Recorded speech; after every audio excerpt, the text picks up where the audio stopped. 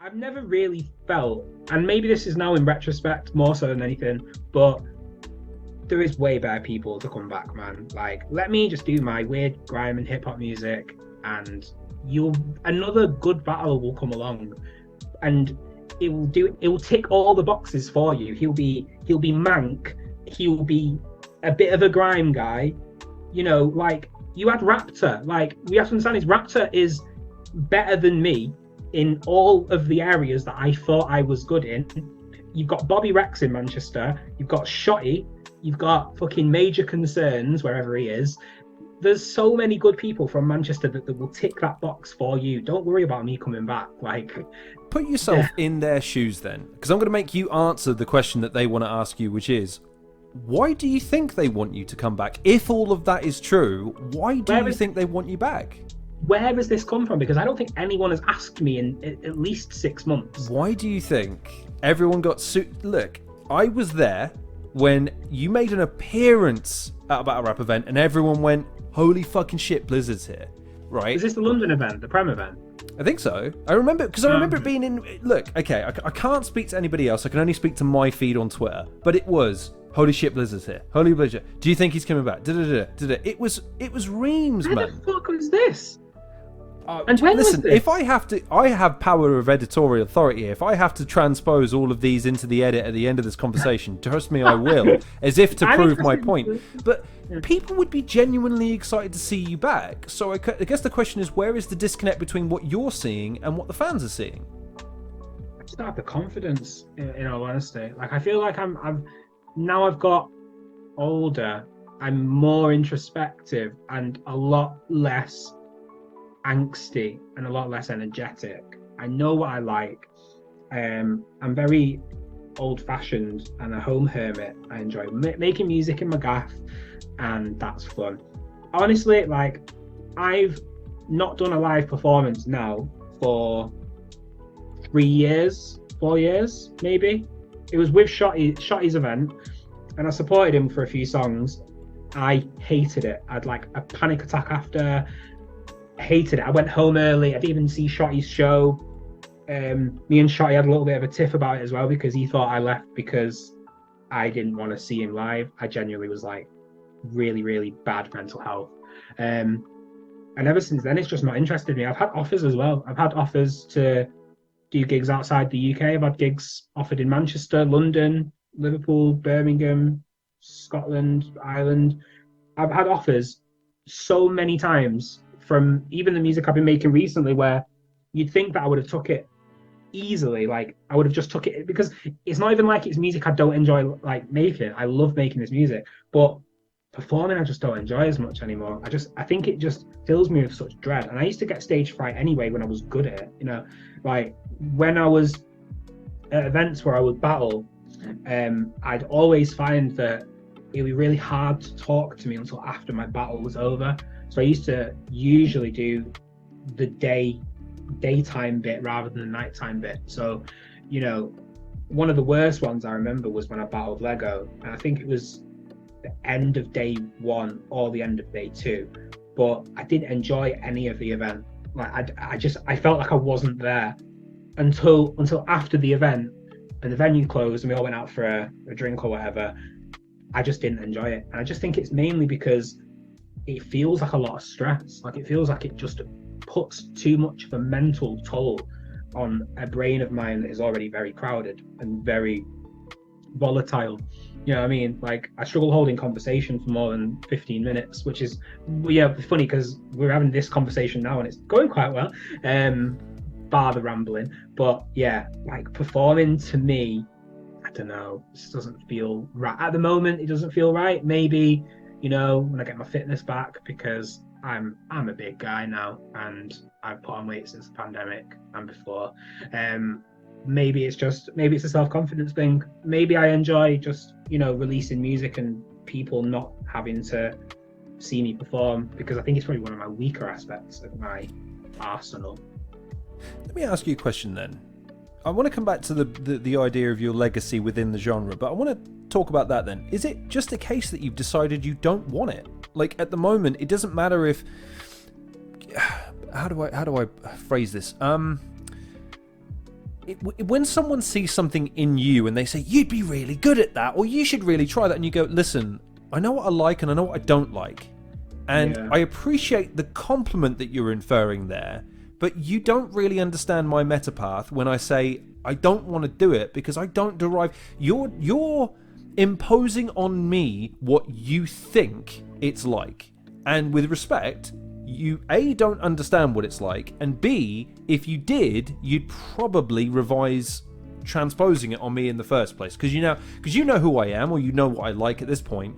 So I guess the question is, do you see yourself ever flicking that switch, or is it a closed door of sorts based on the fact that you derive more pleasure and more reward from what you know you like and what you know you do well, rather than I don't think you need to rely on the feedback of people to know if you've made a good beat or not. That's good, that's right, rhythmically, tonally. Battle, it's always subjective. I don't care if someone says, oh, they 3-0'd you. There's going to be someone in the crowd that goes, wait, what fucking battle were you watching? Yeah, I agree with that. Is it just more a stable thing that you kind of derive from that?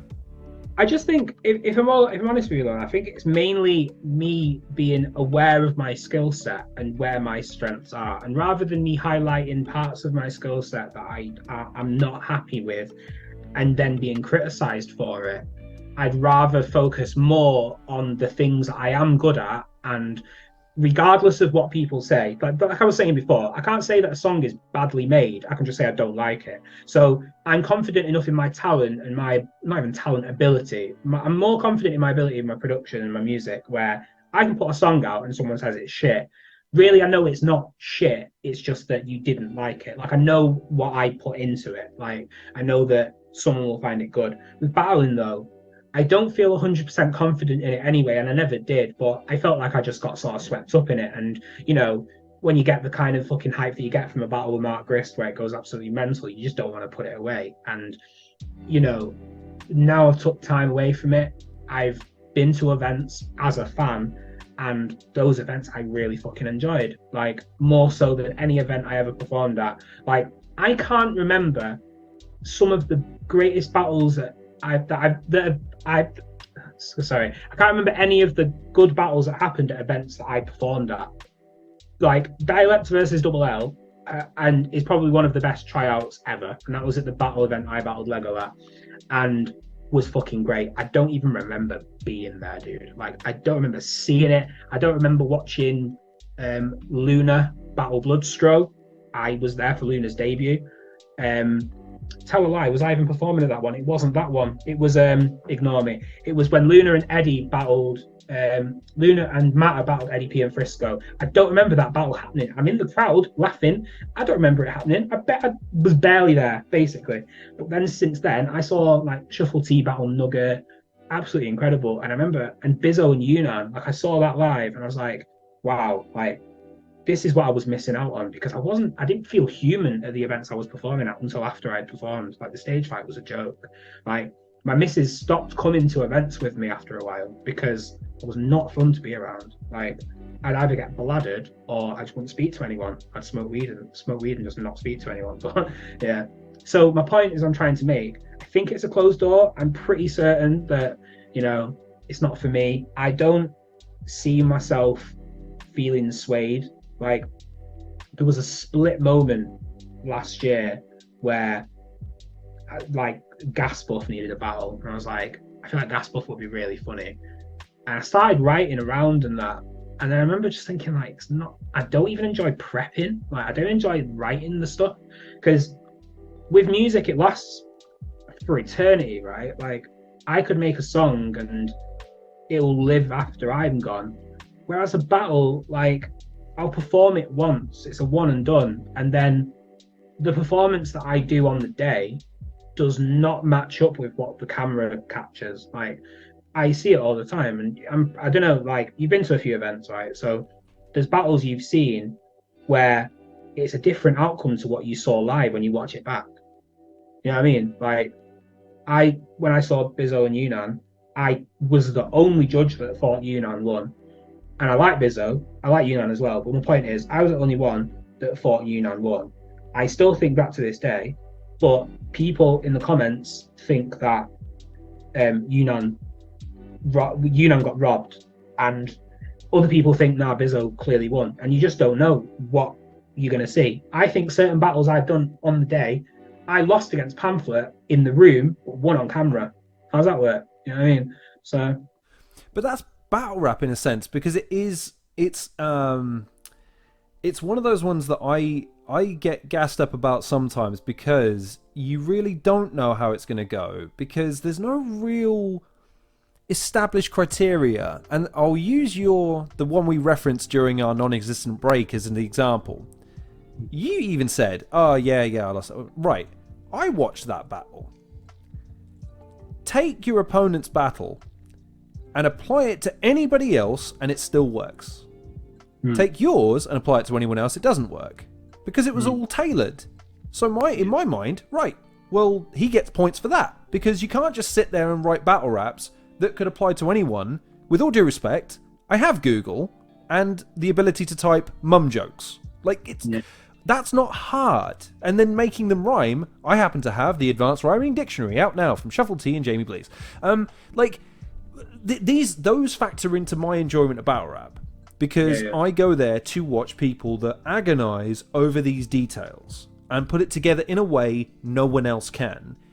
And I think once you lose that, you lose the essence of what battle rap is. And I think Soul was kind of making that comment in my interview with him when he was saying a lot of these guys now wouldn't have lasted 5 minutes in my day. And in my day, if you took me from then to now, I'd be headlining in 2 battles. I wouldn't have had to do 5 tryouts and then 2 regionals and all the rest of it. I'd be main eventing.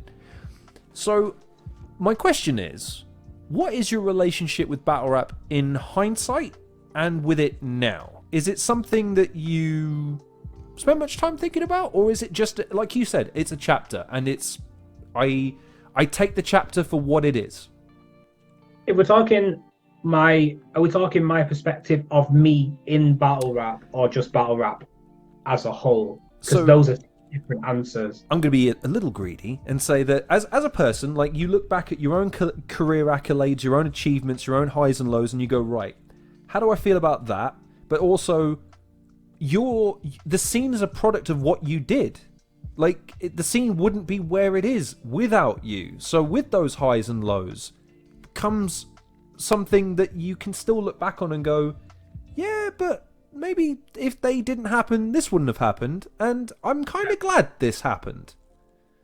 Yeah, I mean, if we're going back into the archives and stuff, I think, certain things happened that couldn't happen today. So I just don't think you'll get a battle in the UK, like, with respect to Premier Battles. I just don't think the consistent viewership is there for a battle to get a million in a week or 2 weeks. Like, even with viral help, like, some of the best battles, like Shotty and John, or Shotty and Shotty and Twerk could do it. Shotty and Twerk could definitely do it. But like Shotty and Shuffle, I don't think that's even on, a quarter of a million yet? I think that ticked over 100,000 views a few months back, but it's to me, that's a joke, because, like, it's insane, again, isn't it? This is no disrespect to Prem.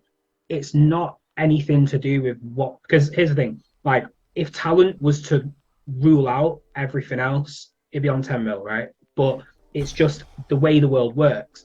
If that battle came out in prime Don't Flop times, it would be probably a 5 million view battle. Yeah, I mean, it'd be on Shotty Arsenal levels, or, fucking hell, yeah, me and Mark Grist. It's the levels are so much better.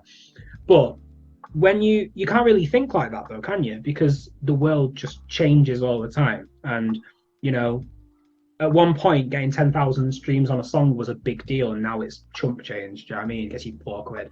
Like, it's not a big deal. So to sort of come back, like, to what we're talking about, like, I regret some things that I did in the battles, in all honesty. Like, I think it was a sign of my sort of childlikeness. And because I've been making music since I was like 11 or 12, I've always been around adults. And I don't really think I had a chance to, like, be a child and grow up in a natural way.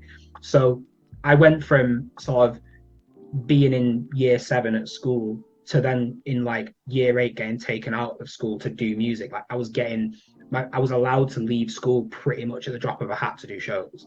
And people were like, listening to my music while I was in the same school as them, whatever. Then I go into high school, it's kicking off a bit more. I'm doing Don't Flop now. I've done the battle with Seuss, the battle with H-Bomb. H-Bomb battle did quite well.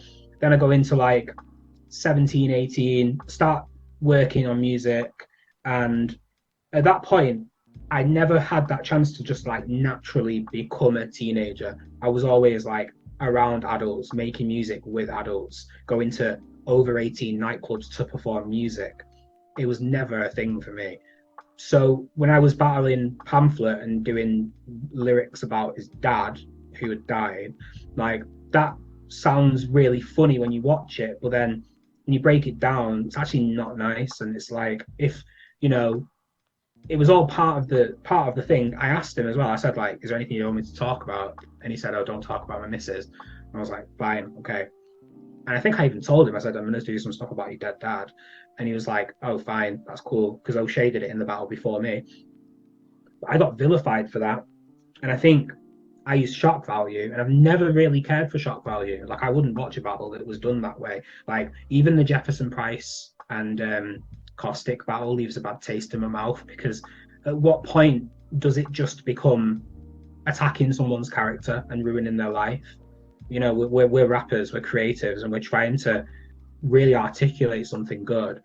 And at what point do you cross that line into just being mean? So it left a bad taste in my mouth, and I do regret that. And I've spoken to him in the past, and he's been like, "Mate, it's absolutely fine, whatever."